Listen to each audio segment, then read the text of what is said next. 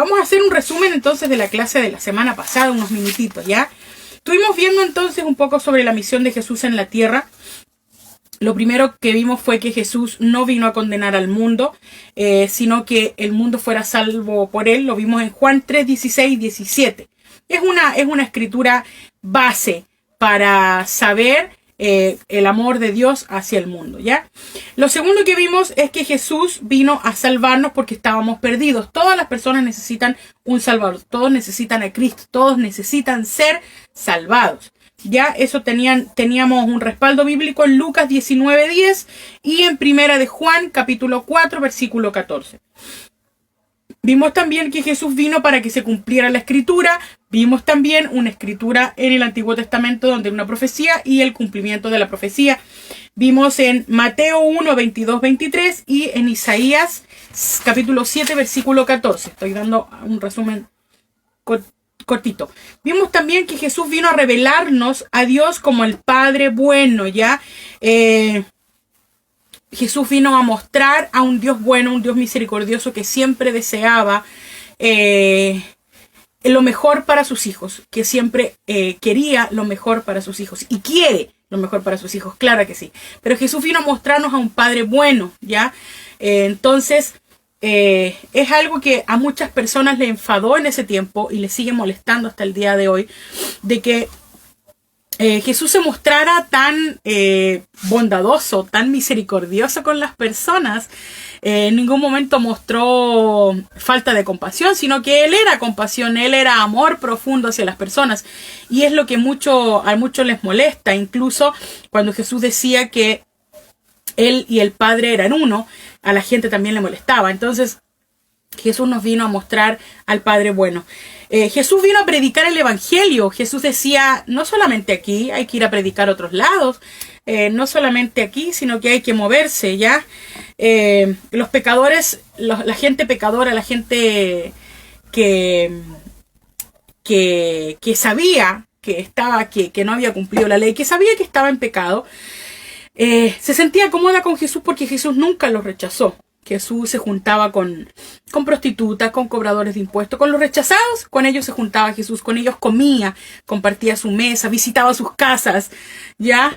Y era esto lo que a muchos también le incomodaba y le molestaba. Pero este Jesús vino y la gente pecadora se sentía cómoda con él porque no eran rechazados por él, sino que más bien Jesús vino a ellos a darles una buena noticia. A los pobres les dijo que ya no eran pobres, sino que eran ricos, sanaba a los enfermos, liberaba a los cautivos por el diablo, daba vista a los ciegos. Entonces Jesús vino a ellos a darles una buena noticia. Entonces, hasta ahí quedamos la clase de la semana pasada, ¿ya? Así que vamos a comenzar con la clase del día de hoy. Miren, una de las cosas que Jesús vino a hacer aquí en la tierra fue a darnos una vida abundante. Quiero que me acompañe, por favor, al libro de Juan, al capítulo 10, al versículo 10. Vamos a ir entonces a Juan, capítulo 10, versículo 10. Si usted ve que miro para abajo es porque tengo mi Biblia aquí. Mire, mi Biblia. Juan 10, 10. Vamos a leer, por favor, acompáñeme a Juan 10, 10.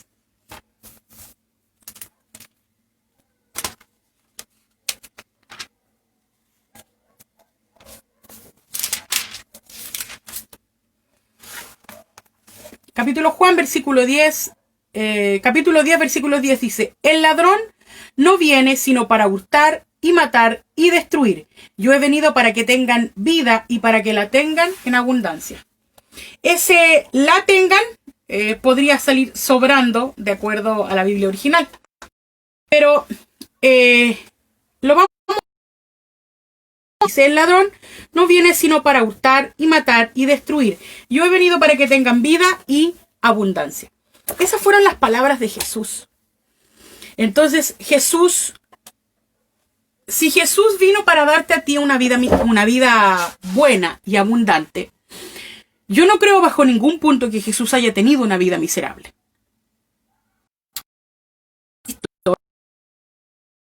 Jesús no era pobre. No creo que Jesús haya tenido una vida miserable, una vida de pobreza, una vida de carencias.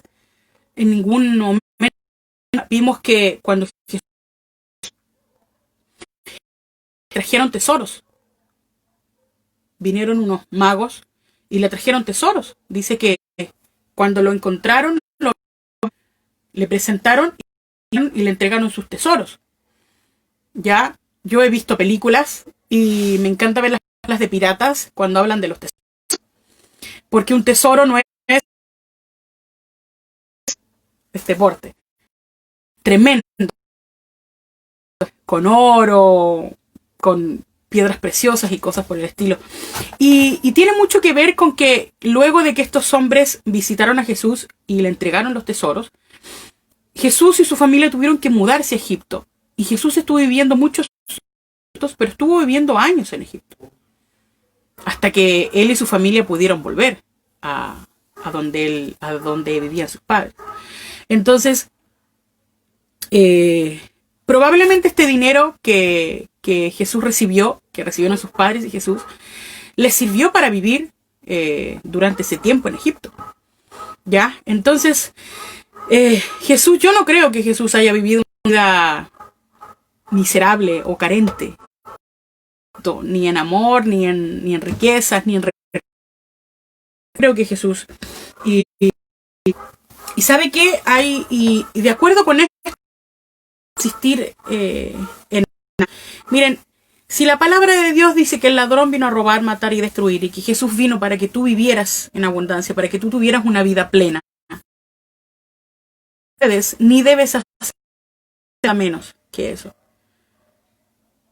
Nada menos que una vida abundante. ¿Por qué? Porque no hay otra vida mejor que la de Cristo. O sea, la de Cristo. Tú tienes la vida de Dios en ti, la plenitud de Dios descansa dentro de ti, está dentro de ti. Entonces, ¿por qué vas a vivir algo menos, algo más bajo que eso? ¿Por qué aceptas? ¿Por qué otra vida? Una vida miserable, una vida de tristeza, una vida de pobreza, una vida... Si puedes vivir una vida abundante y maravillosa. Entonces, nada menos que eso, y disfruta de la que Cristo, la vida abundante de Cristo dentro de ti. Disfruta de lo que Él hizo en la cruz, en la obra consumada de Jesús, por medio de Jesucristo y su obra consumada, es que nosotros podemos vivir esta vida abundante. Entonces tú no puedes aceptar absolutamente nada menos que eso. Porque uno de las cosas, de los propósitos que Jesús vino a hacer, era que tú vivieras una vida abundante. Él se hizo pobre siendo rico. ¿Para qué? Para que nosotros fuésemos enriquecidos por medio de Él. Entonces, no aceptemos nada menos de eso. Debemos vivir una vida abundante. No hablo solamente de abundancia económica, ¿saben? No hablo simplemente de abundancia económica. No estoy hablando simplemente de dinero o de negocios, ¿ya? Pero Él vino a darte todo en abundancia. Amor en abundancia, perdón en abundancia, paz en abundancia, gozo en abundancia, recursos en abundancia, libertad en abundancia. Todo lo que Él te ha dado es en abundancia. Yo escucho a muchos decir, ay Señor, dame paciencia. El Señor ha depositado en ti paciencia y abundancia. Entonces, todo lo que tú necesitas para vivir está dentro de ti. La plenitud de Cristo habita dentro de ti. Por lo tanto, tú no necesitas ir afuera para conseguir algo para vivir. Porque tú tienes todo lo que necesitas para vivir. Lo tienes y está dentro de ti. Amén. Miren, otra cosa que Jesús vino a hacer a la tierra fue a deshacer las obras del diablo. Y esta parte para mí es maravillosa. Yo no quiero darle importancia, ni nunca jamás le hemos dado importancia a lo que el diablo hace o ha hecho. Tampoco estoy pendiente de lo que él está haciendo, de sus maquinaciones o no sé, no. Yo no le doy importancia al diablo ni al enemigo porque no me interesa. O sea, yo prefiero poner toda mi atención en lo que Jesús ya hizo en la cruz, en la obra consumada de Jesucristo, más que en cualquier otra cosa, más que en lo que pueda estar haciendo el diablo. ¿Ya? Tenemos un aliado y este aliado Santo puede revelarte los planes del enemigo.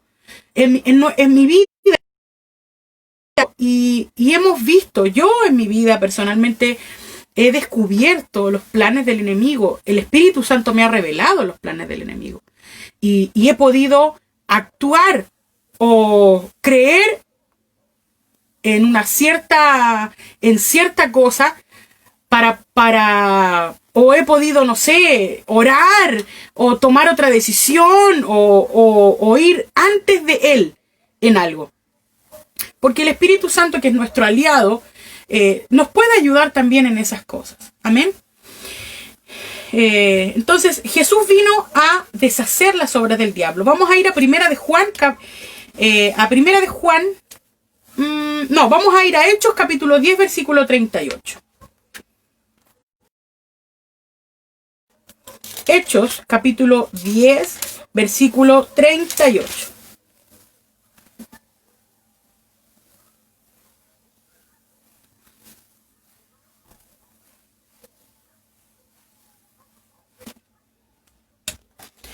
Hechos 10:38 dice: como Dios ungió con el Espíritu Santo y con poder a Jesús de Nazaret, y como éste anduvo haciendo bienes y sanando a todos los oprimidos por el diablo, porque Dios estaba con él. ¿Ve? Entonces Jesús vino a deshacer las obras del diablo. Dice que Jesús anduvo haciendo bienes y sanando a todos los oprimidos por el diablo. O sea que Jesús vino a deshacer las obras del diablo. Jesús vino a deshacer lo que Satanás estaba haciendo con la humanidad. Satanás ya no tiene poder. El pecado ya no tiene poder sobre tu vida. El pecado ya no se enseñorea de tu vida. Satanás ya no tiene poder sobre tu vida. Satanás está vencido. Satanás ya no tiene poder sobre tu vida. Entonces, Jesús vino a deshacer las obras del diablo. Él vino a liberarnos de las obras del diablo. Amén. Entonces, debemos dejar de darle importancia a lo que el diablo haga. O en realidad así como que algo me pasó.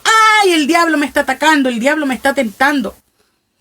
¿Sabes qué? No te fijes, no le des importancia. Deja de preocuparte o de andar como vigilando a Satanás a ver si te va a hacer algo o si te está haciendo algo. Eso ya no importa. Tienes autoridad, tienes el poder, tienes el nombre de Jesús. Tienes todo lo que necesitas para vivir una vida sin problemas. No estoy diciendo que no vamos a tener problemas en ningún momento y que tampoco vamos a ser quizás molestados por el enemigo o tentados por el diablo. No estoy diciendo eso. Pero ¿sabe qué? Si nos fijamos, si estamos siempre esperando constantemente la tentación o el daño que Satanás nos hace, ¿sabe qué? Vas a vivir una vida incómoda porque vas a estar todo el tiempo en la defensiva a ver dónde viene. ¿Sabes qué? Tú enfócate en la obra consumada de Jesús, disfruta de la presencia de tu Padre, disfruta del tiempo con tu Padre, del orar en lenguas, de la alabanza, de la adoración, disfruta de la palabra, de la enseñanza. Y ¿sabes qué? Cuando el enemigo venga, tú te vas a dar cuenta y vas a estar totalmente preparado. Porque vas a saber cuál es tu posición, vas a saber cuál es tu herencia, vas a saber cuál es tu lugar y vas a saber que el diablo no tiene nada que hacer en contra tuya. El diablo no tiene nada que hacer contigo. Y solito se va a ir, solito, porque no va a poder contigo. Pero por eso es importante que nos mantengamos firmes en la palabra, constantes, que perseveremos y permanezcamos en el Señor. Aprendamos de su palabra siempre, constantemente, y pasemos tiempo con Él, en oración, en alabanza, en mucha alabanza y adoración, en el gozo, disfrutar en la presencia del Señor. La palabra dice que en la presencia del Señor hay plenitud de gozo. Si estamos constantemente en la presencia del Señor, siempre va a haber plenitud de gozo en nuestra vida. Y ¿sabes qué? El diablo odia el gozo, al diablo le carga el gozo, le molesta el gozo. Hay muchas experiencias de personas que han dicho, por ejemplo, les voy a comentar una vez, escuché y leí de el hermano Kenneth Hagin, que un día él se levantó en la mañana y tenía una parálisis. Todo su rostro, la mitad de su rostro se había paralizado y Y lo que él hizo fue reírse. Fue reír y gozarse y dar gloria a Dios y reírse durante 45 minutos. En ningún momento se volvió a mirar al espejo, simplemente él se reía. Y después de estos 45 minutos riéndose y gozándose en el Señor, él se miró al espejo y la parálisis había desaparecido. Porque el gozo del Señor tiene un poder maravilloso y secreto. Porque cuando tú te gozas en el Señor y tú te ríes y disfrutas, tú te gozas, no te gozas cuando estás triste, te gozas cuando estás feliz, cuando estás pleno, cuando estás bien y cuando sabes que la victoria es tuya. Aún en la peor circunstancia, cuando tú estés en la peor circunstancia, la circunstancia más adversa, gózate en el Señor, porque Él te dará la salida, porque Él te da solución a cualquier problema, a cualquier circunstancia. Entonces, ¿por qué nos gozamos? La gente dice, pero ¿por qué se ríe si tienen tremendo problema? Me río porque soy victoriosa, me río porque el Señor me ha dado la victoria. Me río porque sé que cualquiera sea mi circunstancia, Él ya me ha dado la victoria. Ya me ha dado la victoria. Aunque no la vea, Él ya me ha dado la victoria. Y me voy a gozar y me voy a reír y voy a reír porque voy a disfrutar de la victoria que el Padre me ha dado a través de Cristo Jesús. Amén. El gozo del Señor es nuestra fortaleza. Así que sigamos disfrutando de la palabra del Señor. Miren, otra cosa que Jesús vino a hacer es a darnos libertad. Vivíamos presos antes de Jesús. No hablo solamente de una cárcel de pecado, del peligro inminente y constante de ir al infierno, sino que hablo también de las cárceles que las personas a veces creamos en nuestras cabezas, en nuestros corazones, con nuestras emociones, ¿ya? Y Jesús vino a darnos libertad de todo eso. Jesús vino a librarnos del pecado, de la escasez, de la enfermedad. Jesús vino a librarnos de una vida miserable. Jesús vino a librarnos del infierno. Jesús vino a librarnos y a darnos libertad. Tú eres libre a través de Jesús. Miren, vamos a ir a la palabra del Padre. La verdadera libertad se encuentra solo en Cristo. Solo en Cristo tú encuentras la verdadera libertad. Miren, yo les voy a contar una experiencia. Personal, yo siempre he sido de las personas que se ríen muy fuerte, muy fuerte. En algún tiempo, cuando me casé, mi esposo me decía, ríete más despacio. Y yo, pero si yo me río así, y él me decía, ríete más despacio.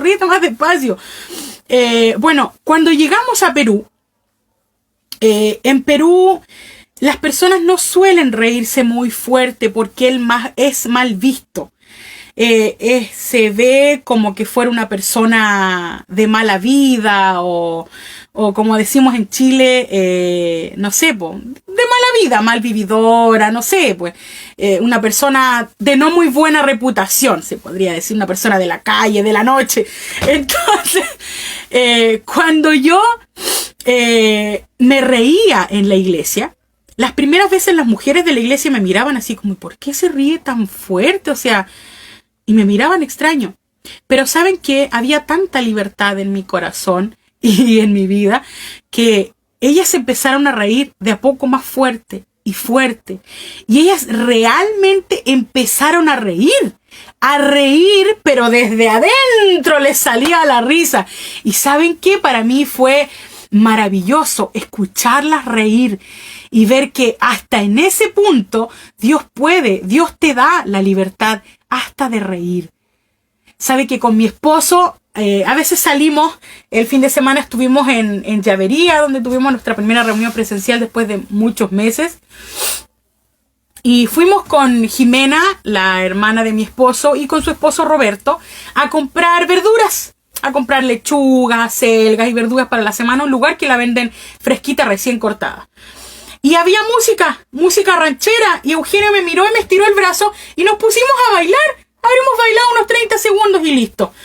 Y yo le digo a mi esposo, somos muy locos, cuando escuchamos música nos ponemos a bailar. Pero ¿sabe qué? En otro tiempo no lo habríamos hecho. Pero ¿sabe qué? Yo soy libre. Yo soy libre y puedo bailar y puedo danzar y me puedo gozar y puedo disfrutar cualquier momento de mi vida porque yo soy libre, porque Cristo me ha dado libertad, porque Cristo ha hecho mi vida totalmente nueva. Él ha restaurado toda, Él ha hecho mi vida nueva. Yo soy una nueva persona. Hay muchas personas que me dicen, me dice, hace mucho tiempo que no te veía, pero sabes que estás igual.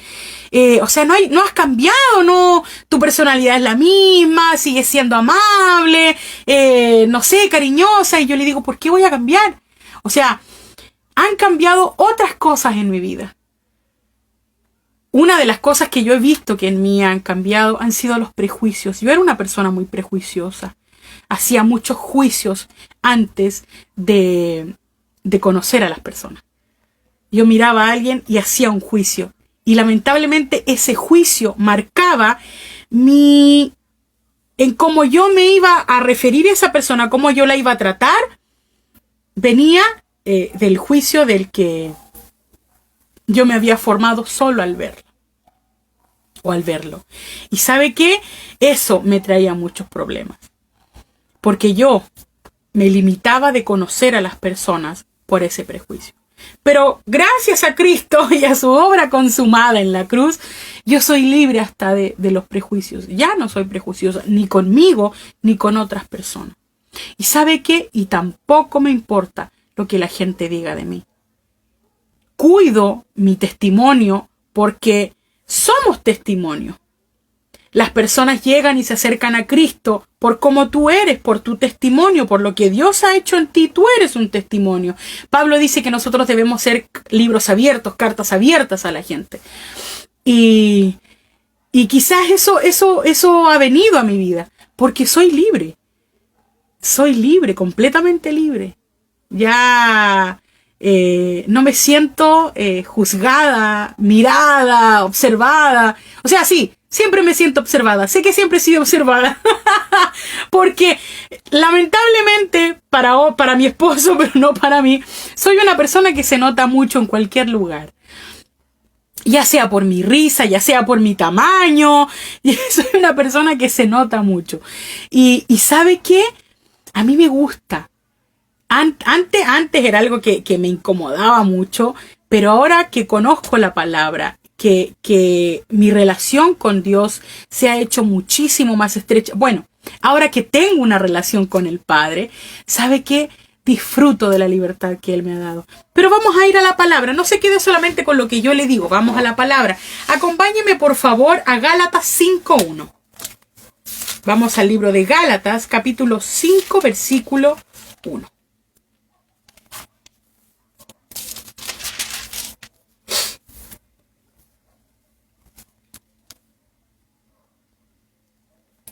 Y este es un versículo que a mí me encanta mucho. Me gusta. Mira, dice, estad pues firmes en la libertad con que Cristo nos hizo libres y no estéis otra vez sujetos al yugo de la esclavitud. Estad firmes. ¿En qué? En la libertad. ¿Qué más dice? Con que Cristo nos hizo libres. Entonces, somos libres por medio de Cristo y mantengámonos firmes en esa libertad. Firmes en esa libertad que tenemos porque Cristo nos amó primero. Gloria a Dios. Gracias, Señor. Gracias. Miren, Jesús vino a completar, otra de las cosas que Jesús vino a hacer es que vino a completar la obra del Padre. Mire, Dios siempre está pensando en usted. Dios siempre está pensando en ti. Y Dios siempre tuvo en mente. Mire, Jesús conoce todos los tiempos. O sea, perdón, el Padre conoce todos los tiempos. Dios conoce todos los tiempos. Él sabía que la humanidad le iba a fallar. Él sabía que la humanidad constantemente le iba a dar la espalda. Pero ¿sabe qué? El plan de Dios, en el pensamiento de Dios, siempre estuvo redimirnos. Siempre ha estado redimirnos. Vamos, por favor, al libro de Juan. Acompáñeme, por favor, al libro de Juan. Vamos a ver el capítulo 4, versículo 34. Juan capítulo 4, versículo 34. Juan 4, 34 dice lo siguiente. Jesús le dijo, mi comida es que haga la voluntad del que me envió y que acabe su obra. Miren, otra vez, dice, Jesús les dijo, mi comida es que haga la voluntad del Padre que me envió y que acabe su obra. Jesús vino a hacer lo que su Padre le había mandado hacer.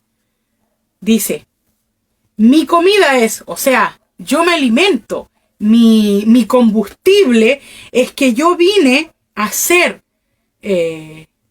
las obras de mi Padre. Mi alimento, mi aliento es que yo vine a hacer las obras de mi Padre. Vamos en el libro de Juan, el capítulo 5, el versículo 36. Dice, mas yo tengo mayor testimonio que el de Juan, porque las obras que el Padre me dio para que se cumpliese, las mismas obras que yo hago, dan testimonio de mí, que el Padre me ha enviado. Lo vamos a leer de nuevo. Mayor testimonio que el de Juan, porque las obras que el Padre me dio para que cumpliese, las mismas obras que yo hago, dan testimonio de mí, de que el Padre me ha enviado. Entonces, Jesús no vino a hacer algo que se le ocurrió hacer. Jesús no se levantó un día en la mañana y dijo, voy a ir a la tierra a hacer lo que se me antoje. Jesús fue a hacer las obras de su Padre. Por eso Jesús vino a mostrarnos un Padre bueno. Él vino a hacer las obras de su Padre. ¿Y qué era lo que su Padre le hacía? Él veía, ¿qué era lo que su Padre hacía? Sanar gente, restaurar personas, dar vista a los ciegos, dar comida a los hambrientos, dar libertad a los cautivos. Él vino a hacer lo que su Padre lo envió. Es maravilloso saber que Él vino a completar la obra de su Padre. Es maravilloso, no sé, es que es maravilloso, no tengo otra palabra, es asombroso comprender que Dios siempre está pensando en nosotros, que estamos en la mente de Dios todo el tiempo, que jamás Dios ha dejado de pensar en nosotros como humanidad ni en ti. Y jamás lo dejará de hacer. Porque Él es un Padre bueno. Él es un Padre bueno. Amén. Y vamos a ver la última patita de esta noche, que es algo que a mí en lo personal me para los pelos. Me pone la piel de gallina. Jesús vino a servirnos. Jesús no vino a ser servido. Para mí, el mayor ejemplo de liderazgo es el de Jesús.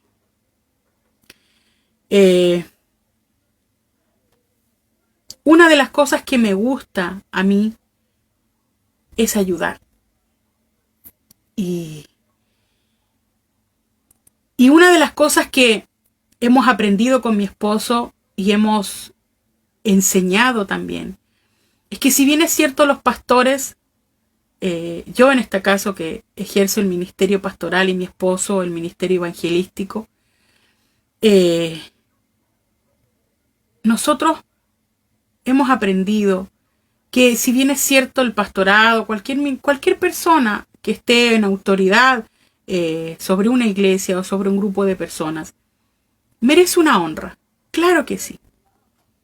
Pero ¿sabe qué? Hay algo más maravilloso para nosotros que es servir. Para mí el mayor ejemplo de liderazgo siempre ha sido Jesús. Jesús resolvía los problemas de la gente. Jesús, una vez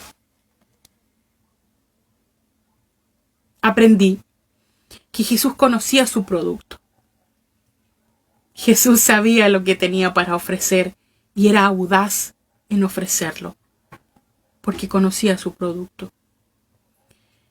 Jesús solucionaba los problemas de las personas. No era alguien que se convertía en una carga. Jesús Cuando no había comida, Jesús daba alimento. Cuando no había vino, Jesús convirtió el agua en vino. Cuando alguien necesitaba sanidad, ahí estaba Jesús. Jesús siempre resolvió los problemas de la gente.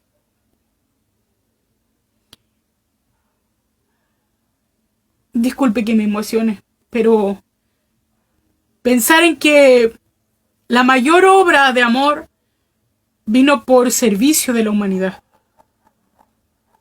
Él se despojó de su deidad, se despojó de sí mismo. Y un día le lavó los pies a sus discípulos.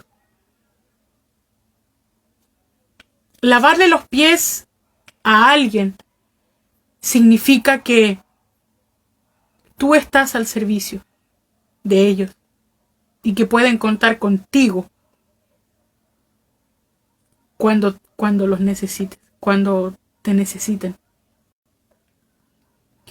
Es una demostración enorme de humildad. Vamos a ir a la palabra. Acompáñenme por favor a Mateo 20.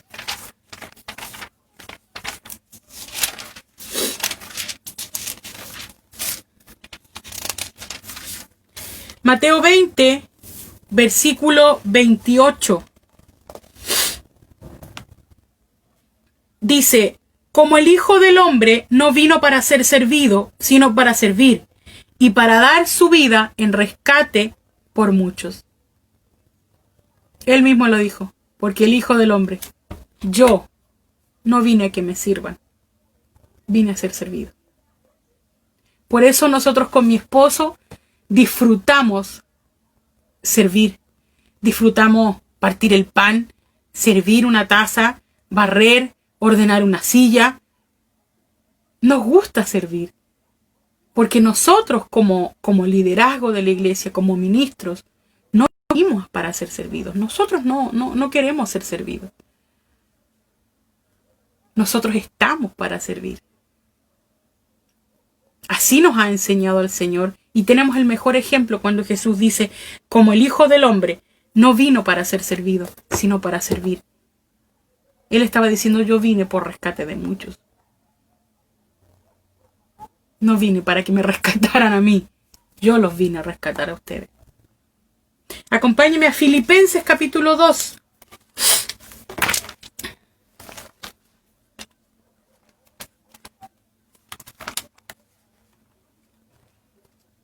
Filipenses capítulo 5 al 7. Filipenses capítulo 2 versículos 5 al 7. Y dice, haya pues en vosotros este sentir, que hubo también en Cristo Jesús, el cual siendo en forma de Dios, no estimó el ser igual a Dios como cosa a que aferrarse, sino que se despojó a sí mismo, tomando forma de siervo, hecho semejante a los hombres. Lo leemos de nuevo, dice, haya pues en vosotros este sentir, que hubo también en Cristo Jesús, el cual siendo en forma de Dios, no estimó al ser igual a Dios como cosa que aferrarse, sino que se despojó a sí mismo, tomando forma de siervo, hecho semejante a los hombres. Y esto, ¿sabe qué? Nos anima a nosotros para servir a otros también. Miren, no importa si tú a lo mejor a lo mejor aún no conoces tu llamado o no perteneces a un ministerio. ¿Sabes qué? En el cuerpo de Cristo siempre hay un lugar para servir. Siempre hay un lugar para servir. Siempre hay algo que hacer en el cuerpo de Cristo. Así que te animo a que sigamos el ejemplo de Jesús como el mejor líder de la historia. Se han escrito muchos libros, muchos escritores, muchos autores, grandes empresarios han escrito sobre Jesús en el liderazgo. Nosotros, como el cuerpo de Cristo, deberíamos ser los mayores promotores de este liderazgo de Jesús. de cómo Jesús fue aquí en la tierra, de cómo Él mostró misericordia, de cómo Él mostró la imagen del Padre, de cómo Él vino a terminar la obra redentora de Dios, de cómo Él vino a terminar, a acabar con las obras del diablo, de cómo Él vino a darnos libertad. Amén. Así que te animo a que sigamos confiando en el Señor, descansando en la obra consumada de Jesús y aprendiendo de la palabra del Padre.